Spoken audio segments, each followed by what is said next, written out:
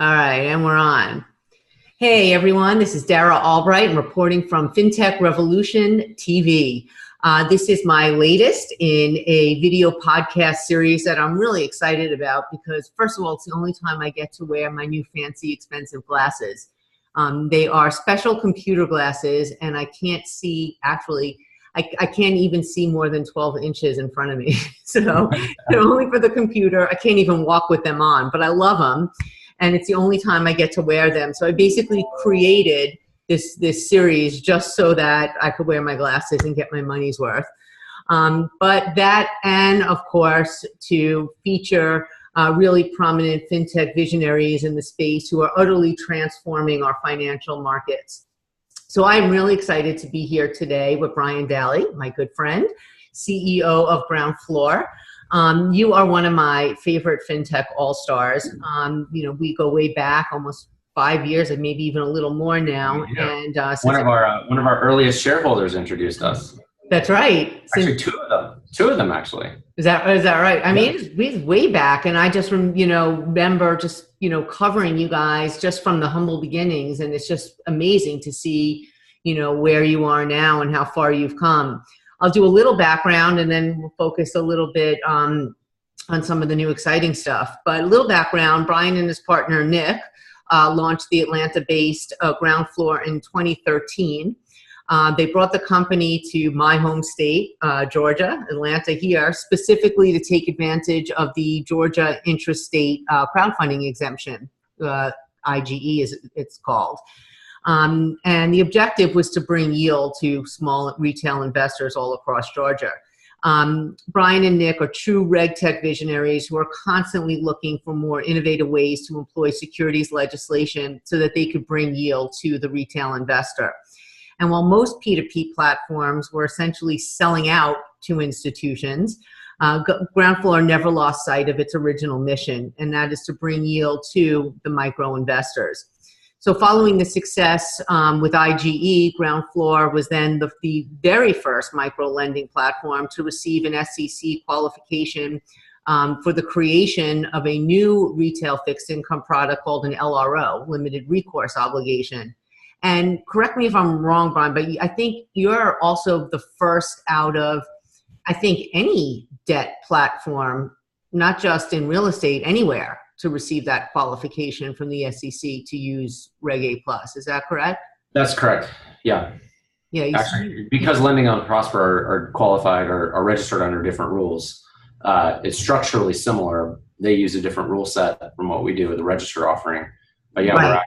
we're actually the first in any category. Yeah, so you guys were really just way ahead of this. And it's interesting because actually right now working on my year-end article, and one of the things that we're really going to feature is a chart that I created that actually compares kind of what's happening in the P2P consumer debt space with what we could call those the non-Reg A plus fixed income products, with what's happening with these Reg A plus fixed income products, and you guys are just far surpassing them in terms of yield. Thank you. Yeah, so it's good. I think that's a great segue, and we're going to talk a lot of things here today. But I think the first thing let's talk about that a little bit. Just how you guys have got to this point now where you really have so far surpassed them in terms of yield, and where you see the industry going, and and especially I want to hear a lot more on the comparison between the consumer debt space, why that's languishing, and why the demand for products like the LROs are increasing. Yeah, well, 5 years ago when I met Nick, I was introduced to Nick because he's a true visionary of how to use existing securities law to reformat the way that capital markets are structured, the way that capital is deployed, and the products that are created to do that. He's a real visionary in that. And we were introduced because he was working on Title III of the 2012 Jobs Act and had decided not to go forward with his original startup. And so he was kind of available as a subject matter expert. And I was working on some ideas that were early kind of iterations of GroundFloor. And and you were in North Carolina? We were in Durham, North Carolina. Nick was a Duke LLM, which is why he was there. I graduated from there with his LLM. I was there because I'd started Republic Wireless, and I was looking.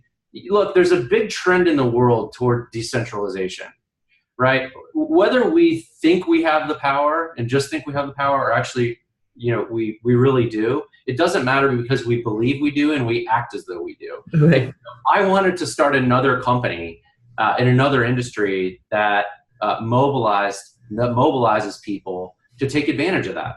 And I think lots of value is unleashed. One reason our yields are so much higher is because of the value that gets unleashed when you reformat an old structure that provides value in an old way to all the same old people. And we said, look, we don't know which of these 20 some odd asset classes are going to be good to create this kind of investment product. We don't know. We're going to go do customer discovery. We're going to do regulatory discovery. We had to find product market regulatory fit. We did that, and it turns out it was these short-term, high-yield, small balance real estate loans, and each component of that is pretty important, right? Think about it. Small balance because we didn't have any capital, right? We're not based in Silicon Valley where, you just put an idea on a napkin and you have 20 million Right. to pay the lawyers and the software engineers. No, we had no money. We worked without salary for 2 years. We recruited people from my former team to work for us for no salary, right? When we funded our pilot here in Georgia, it was $150,000 just to see if it would work. We bought. This is a true entrepreneurial success story. I mean, it really started from nothing. And so it was great that Georgia had this law, this rule that would let us raise a very small amount of capital, only $1 million a year, right? Which, only $1 million is enough to pilot it. And, each investor was limited to take $10,000 of investment. So it really forced us to do small loans, that were short term that we could turn over, and that didn't require lots of really rich friends coming in. Right. And so we were built that way from the beginning, and we're the only startup that had that idea in mind. And that sort of, I laugh, we were the smallest, slowest growing startup in real estate crowdfunding for the longest time, and proudly so, because while they were off chasing growth with large institutional partners and an ever smaller and heavily competed for base of accredited investors, we were building a product for the people. Right. And in fact, in November of 2014, we said, you know what, $100 was okay, but we're going to cut it to $10. And that's been our minimum investment. Now, most people invest more than $10, right? Right. But we needed small balance loans that were short term and high yield, and that's how we got to these real estate investment loans. We have benefited from, today it all looks, maybe it's obvious, right? Back then it wasn't obvious. We had to sort of tough it out. We didn't know when we were going to get qualified by the SEC. Right. We didn't know when that would happen. It turns out it happened in month 18 of a 6-month process. Right. And that's how it went. It cost us much more money and much more time than we ever thought, but it made us a better product for the retail investor, and one that is exceptionally high yield, especially for the term and the risk that you're taking. And we're just really proud of it. It's really working. What are the average yields investors are getting now? Well, they're over 11. I think the analysis we're getting ready to publish, when you plot all of the portfolios on the XY and you sort of draw the line, it comes out 11.74% net. Wow. It's amazing. If you think about it also, first of all, making the minimums $10, it works not only to get the little investor involved, but it also helps mitigate risk and improve the yields or increase the yields because you're able to better diversify. What we say is, look, whether you have hundreds of dollars to invest or hundreds of thousands, and we have people at both ends of the spectrum, right? You should be able to diversify, because diversification is good for you. It's good for your returns on a risk-adjusted basis. And the problem that we saw with the financial system, and that Nick and I joined forces to combat in the first place, is that we live in a financial system where all dollars are not equal. Right. Some dollars can get access to asset classes and investment terms that other dollars can't. And we think that's not only morally wrong, but fundamentally un-American. Exactly. Go back. And so we're the only company that did that, right?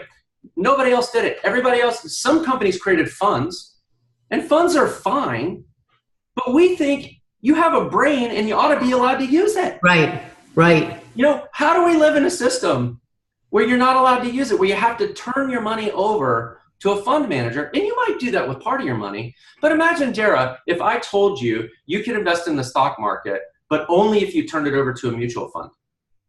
Right. And then look at the fees. I actually did a presentation just last week, talked about the fees that you're paying over the life of, let's say, your retirement fund. Hundreds of thousands of dollars. It's crazy. Yeah, exactly. People don't know it. And that's because that's what those models are. Right. Or you look at somebody like a Peer Street, for example, and their model for accredited investors. They're out there, you know, with a lot of people taking credit that's priced at one level, taking a huge slice out of it for themselves, and giving the investor bupkis. Right. Right. It's an outrage, right? And so the daylight of democracy and internetism and internet structure is here, right? We've stayed to it for 5 years. We're coming up on our 5-year anniversary as a company. And this week, actually, by the time congrats. We're going to have some very good news because we've been available in 9 states. We're on the verge of announcing that we will be launching nationwide. Oh, that's fantastic! That was and so we're receiving that. We're on the verge of receiving that qualification now. That's about excellent. to triple the number of investors who can get access to this, and we're not going to stop. So you'll be every state, or every state. Oh, that's fantastic. We have to go through a process of doing notice filings in every state. Right. You know, just like any offering under Tier 2 of Reg A. Right. We will, for the first time, be available all over the country. That's fantastic. So, you know, not that's only huge stopping, news. we're growing, we're expanding. That's actually huge news, because I knew people, especially actually in the great state of Florida, that was waiting for you guys to get the Florida and New York, and all these other places where we haven't been. You know, and we're really excited about that. So should I make a new slide now, and I could use, instead of numbers for the yield, I could use bupkis, and you can quote me on that. GroundFloor yield. Relative to the risk, no one beats GroundFloor, and it's because of our model. That's great. Relative to the risk in our field, I'll measure it up pound for pound on risk any day. And talk a little bit about that, because, you know, we've really seen, especially in the last 2 years, we've really seen the yields come down tremendously, the returns, like in the, you know, the online consumer debt space. You know, they're down, you know, people originally were getting, you know, double-digit returns. Now they're down to, you know, 3-4%. Right. So, you know, talk a little bit, compare a little bit, you know, and plus, you know, I mean, the other obvious difference too is that that's unsecured, so it's a little bit different. And I want to hear a little bit more about also the, you know, the amount of time that investors are getting paid back too, because liquidity. Yeah, so we did an analysis of Lending Club and Prosper in the early days. And during our customer discovery, we considered some consumer debt categories. We looked at several. And what we learned is that it's amazing to me that hundreds of thousands of individual investors actually participate, myself included, on Lending Club and Prosper directly through the website, not through a fund, right? So that's a successful retail investment product, you know, for an early stage fund. Right. No question about it. I mean, they do billions of direct retail investment in addition to the institutional and the fund. So much credit to them, right, for that. And the reason is they have so much credit available, it's possible to build a highly diversified portfolio. What we were looking for was an asset class that people could understand. And 2/3 of Americans, about 60% of Americans right now, own a house at any given time. Right. And therefore are already an investor in sort of the single family residential asset class, right? They already understand it at some level. And even if they don't, they can flip to any cable channel and watch a house flipping show. Right. To get the gist, right?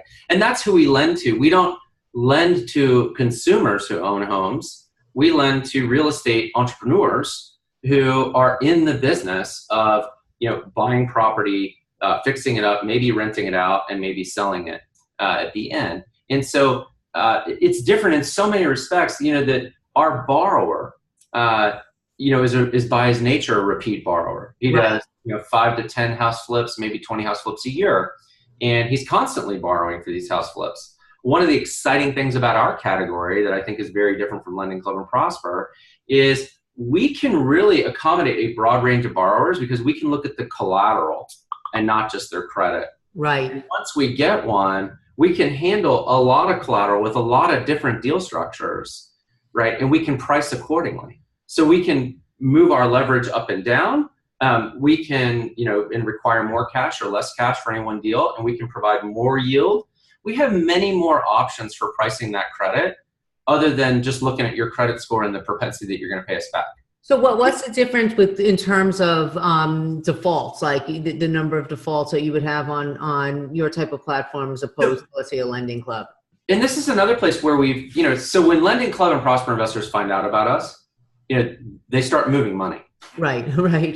Because the term is so short, the risk seems lower, I think. Right.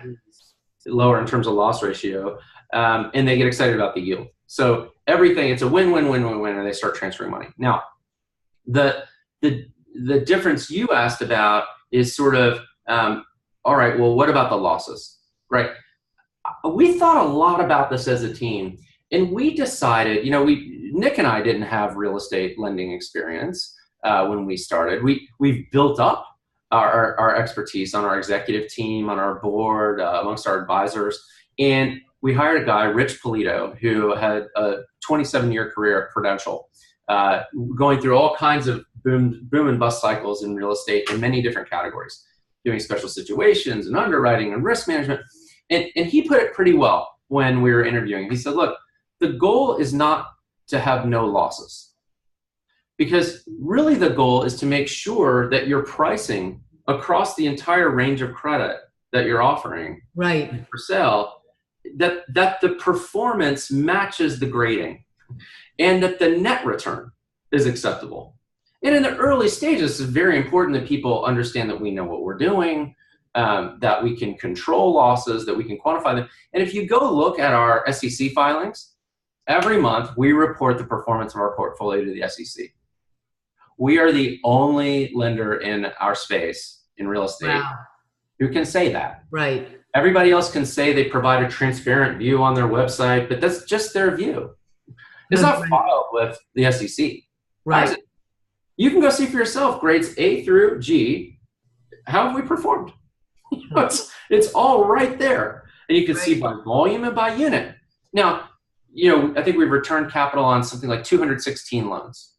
And I say, unfortunately, we've only lost capital on 2. And there were 2 loans in categories where we actually probably wouldn't do those loans today. We did them when we were young. One was a new construction. The other was a second lien the yield was 23.8%. And if you invested in all of those loans, your net yield on it was awesome. It was like 14%, right? If you invested an equal amount. If you put all of your eggs in that one basket that went bad, you lost a chunk of capital. Right. But the way we built this product is to encourage and make it possible for everyone to diversify so that doesn't happen. Right. So our goal really with losses is not zero. Our goal is to have losses that are predictable. Right. And right now, there haven't been enough losses to prove that it's predictable. But if you look at sort of, the amount of default that's described by, say, somebody being late, or we will, by the way, declare default sometimes if a borrower misses a critical construction deadline, or if it looks like he's going to go over budget. We have a long contract in many different ways that we can declare default in order to accelerate getting the right result with our borrower. So because we hold that collateral, unlike Lending Club, all Lending Club can do is call you a lot and degrade your credit score. We can move in and have done this many times, foreclose on the asset, turn around and sell it and return it to our investors. We've done that maybe a dozen times now, with good results, where we got the money back, and maybe it takes longer, right? And if you just look at the grading scale, it pretty much, you look at that defaults described that way. I mean, there are not enough losses to measure up to the grading scale. There's only 2 out of 208 to 216. But if you look at like how many were late, and how many were declared default without being late, it pretty closely matches the A through G scale. The deeper you go into the higher risk, the more likely it's going to be late or have a problem. So then well, like, I guess, I think 2017, what, like 11 point something was the average? 11.74% in our most recent analysis. Okay, so that's net of, net. Yeah. And the loss ratio on that was, if you invested in every loan in equal amount, your loss ratio would have been 0.47 on top of that. Wow. So less than 1%, less than half of 1%. So the gross, the maximum you could have gotten. Now, the truth is, sometimes when people get in default in our product, it's a win because they make more money. Right. We charge default interest, and of course, we pass it along. Right. Unlike other platforms, we don't take it for ourselves. Everything we get from the borrower, that isn't our origination fees, that's our business models, our origination. Right. We pass it along. And that's why the yields are so high. Yeah, that's amazing. It's a true transparent product and the novelty isn't just in the fact that it's accessible to the non-accredited 96%. The novelty is the fact that it's structured in such a way that you really are getting the benefit of direct investment without technically putting your name on 100 liens. Right. You know what would be really cool? As you were talking, I was thinking about this, and you were talking about, some of these house flipping shows, the fix and flip. That would be so cool to do, like a ground floor show with. If anybody knows somebody in the production industry, and we've talked to a couple people already about this and haven't gone forward with it yet. If anybody knows anybody, we are very interested in doing some innovative, like real-time crowdfunding of these projects, almost like Shark Tank. So great. Yeah, this is an idea that we're really excited about, and I share it openly because if there's anybody out there that wants to do that with us, we're totally down. Oh, that's actually a great thing. You actually mentioned too, I saw that you were expanding into the mortgage industry a little bit. Do you want to, did I read that press release? Oh, so we have announced a new approach to originating loans. Like it's look, as an entrepreneur, you always have barriers and problems, right? So that's nothing new. What you hope is that they're good problems. So right. Our good problem is that the number one feature request from all of our investors has been more product. Right. If there's one big complaint amongst ground floor investors today, they may complain that this loan or that loan or a certain number of loans are late or something, and nobody likes that. But the number one complaint that we hear all the time is, I want to invest in more. Right. I want more loans to invest in. I want to invest more money with you, and there's not enough. So we solve that in two ways. One, we announced our first partnership with an institutional buyer of our credit that knows us really well, deals with specialty lenders and our originators in our category all over the country, and is going to enable us to serve our best borrowers do a wide range of projects. They might be doing a $100,000 house flip, or a loan for a house flip one day, and then do a $500,000 project, the next day. And they usually want really low rates, right. for that, and as much leverage as they can get. Well, because of our model, we need a lot of product that's sized kind of uniformly. We don't want to have a loan that's $1 million one day and a loan that's $100,000 the next day, because not everybody in our investor base can get access to that $100,000. We have to grow the investor base really, really large to go sell out $1 million loan. So the loans that are sized over half million that come our way in our pipeline that we were turning away, we now send over to our institutional buyer. And that's good because that enables us to hire more salespeople, have a bigger staff at headquarters, right? It helps us grow our revenue next year. It's going to triple our revenue alone. So that's great for the retail investor, even though a lot of people who lived through the challenges with Prosper, the lending club, and the whole loan program at Prosper was very controversial. That's because all of those loans were the same size. Oh, interesting. See, I didn't realize that. That's retail and institutions were competing for those loans. That's not true in our space. Right. We take the loans that are, we also have a unique feature that allows the real estate entrepreneur that's borrowing money from us not to have to pay money to us during the loan. They don't make monthly payments on our loans. Right. That's very unusual in our industry. Like every other lender, say like Lending Home or Genesis, or any of these guys who take money from institutions, they have to require monthly payments because they got to they got to feed the institutions, right? The institutions. I would imagine though that institutions must be knocking on your door too, because with all they are. Returns, yeah, we have a line of institutions out the door, and what we've told them is, hey, look, we think the product that makes the most sense in this space is the deferred payment product. Now, the problem is institutions then have their own capital sources that require monthly flow. Right. So there's a whole value chain here that requires monthly flow. And at the end, it's kind of like Mark Cuban says to Kevin O'Leary on Shark Tank.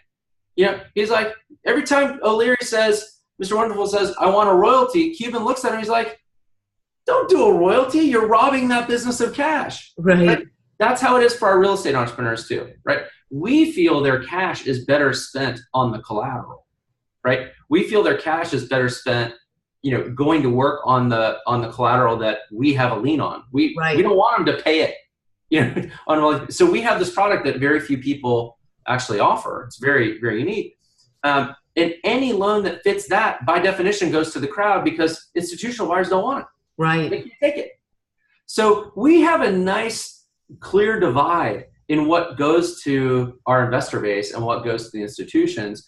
And therefore, the institutional announcement that we did in September is really positive for the retail investor because it allows us to grow the scale of our operation and serve more borrowers.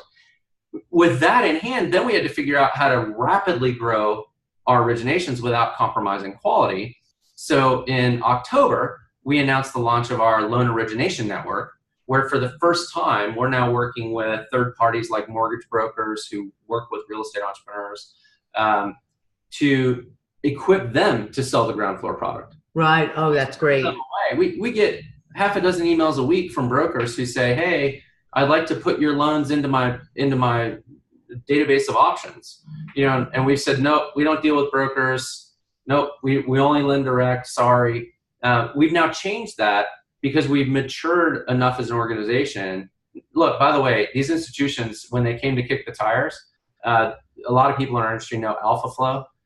Ray Sturm has been quoted publicly as saying they've done diligence on us. They were here in the office for an on-site visit. They gave us the thumbs up. They know what they're doing. Our partner, Direct Access Capital, gave us. We have institutional grade lending practices here, right? That we've gone through. Now we've taken those institutional grade practices and we've figured out how to basically extend them out into a broker network. That now instead of having 2 or 3 sales guys or whatever we as a startup can afford to support, now we're going to have hundreds. We've already trained 24 brokers, right? And our results are starting to show. We have one broker who's already doing $2.5 million a month with us. Wow. In lending. Wow. So we're preparing for hyperscale here. Remind me after the interview. I have an intro for you. So okay, great. On those on, but this is just great. So the other thing I want to talk a little bit about, I want to get into, because you guys have such this unique history with RegTech. Yes. And really creating these unique regulatory roadmaps and everything that you and Nick have done. Want to talk a little bit about your Reg A Plus offering? Oh, yeah. Well, this is something we're very excited about. Yeah, I'm very excited about that too. 2 years ago when we were, we were at a lot less revenue. We were not even, I don't think 2 years ago, the previous year we'd even done a couple $100,000 in revenue. We were nowhere. We went out to raise a venture capital round soon after the SEC qualified us. That was a major milestone for the company. Right. We could actually sell in a third of the country by population. Like, okay, company's about to get a lot bigger, and it did. Revenue grew 740%.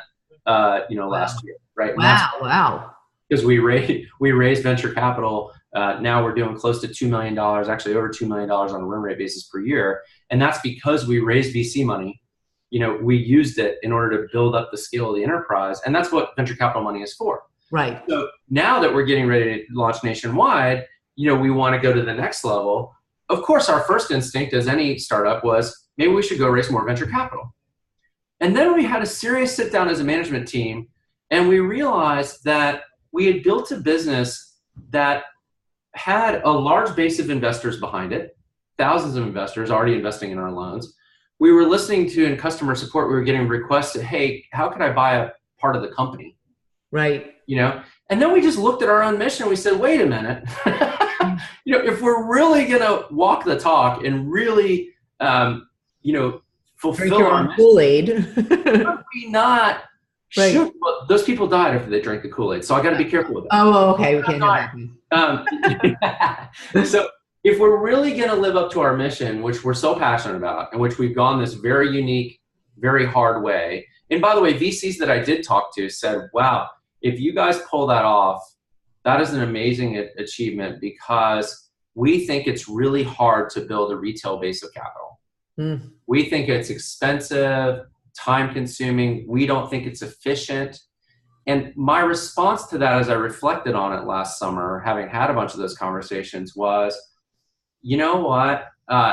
If I were a capital source that were being disrupted by the crowd, I would probably look down on it also. Right. I would probably say, why would you do that? We can send multiple millions to you in one check. Why would you deal with thousands of people? Why would you give them a slice of the pie? And we said, damn it, why should VCs get all the upside? Right, it's true. So in October, October 30th, we filed a preliminary offering circular under Regulation A. Most people didn't notice because we have so many filings all the time. Right. There was one blog that did kind of catch it. So not many people know about it. We've only been inviting people, it's by invitation only, to participate. We went to our customers. Surprisingly, out of the first, the first 2,000 we invested, close to 40% have indicated interest in participating. Oh, wow. That's fantastic. 40%. And if I told you what the average level of investment is, you'd be as I think I've been. We'll see how it bears out. We're now asking ourselves how much we're going to raise, because we didn't know what would happen, but it's obvious there's enough capital out there to take as much as we need or want to. We tried to price it very fairly. We're at I think half the valuation of what some other startups that have tried to do this or are doing this. Right. I won't say who they are. We're at half the valuation on a revenue basis, on a multiple basis, because we didn't try to maximize valuation. We said we want to provide a good investment opportunity for the investor base that's building this company. That's great. And it is, I tell you what, we haven't qualified the offering yet, so we're not done. We're expecting to qualify it in January, but we're gradually inviting more and more people to participate. Eventually, we'll probably have to stop taking. So how could anyone that's viewing this, can investors that are viewing this, can they? Yes, absolutely. Where can they go to? Is invited to come to groundfloor.us/friends. Okay. We're not publishing, so only people that we're inviting, maybe from your show or other places. If they just fill it, all they have to do is put their email address in and their name, and then just Dara Albright as the person that referred them. Right. They'll automatically be let in, and they can make a reservation, set up a GroundFloor account to do it, and they can participate too. I know in your audience you have people that appreciate this kind of thing, so we'd be delighted to have some. That's excellent. And then you would expect to go live, or is the plan to then list and then go public? And I mean, I understand that some of these, we were talking when we were together in Las Vegas, that there are these Reg A offerings now that are going that route. Right. Of course, that if that route. And I was I was in New York recently speaking with some officials at the New York Stock Exchange who said this is an area where they're investing. Right. To take Reg A companies who qualify for listing. They've lowered some of the listing requirements so that you can list earlier in your life. And there really is a path to that that we're actively exploring. I mean, we would like it if we could provide the individual investor investing in a pre-IPO stock IPO liquidity. Right. That's what the VCs are investing on. And what if we could do it, in a shorter time horizon than the VC funds get it? Right. Then we're giving the VC, we're giving the retail investors something even the VCs don't get.